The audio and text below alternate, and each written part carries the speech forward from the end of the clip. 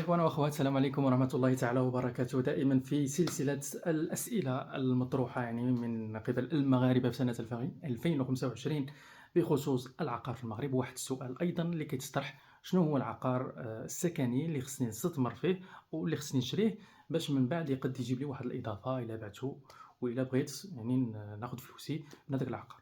من بين العقارات اللي يمكن أنها تجيب لك واحد الإيراد مستقبلا، وهي العقارات السكنية الصغيرة ذات مساحة صغيرة أو متوسطة. كما كنعرفوا دابا في المناطق اللي فيها واحد الطلب كبير، الأثمنة طالعة، الناس كيوليو كيشريو أو كيكريو مساحات صغيرة أو متوسطة.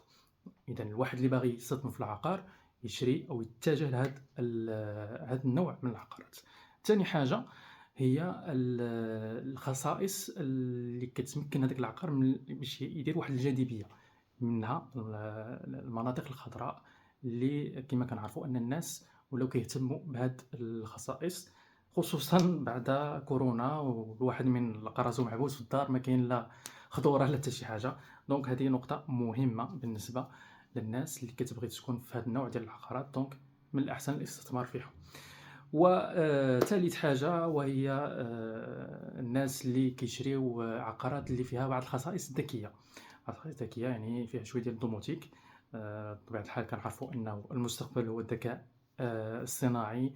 إذا أي حاجة أو أي مشروع اللي كيهتم بهذا النوع من الخصائص الفنية، من الأحسن الواحد يتجه له باش يقد أنه يكون عليه واحد الطلب في المستقبل، خصوصا سواء الكراء سواء بيع العقار ديالو من بعد.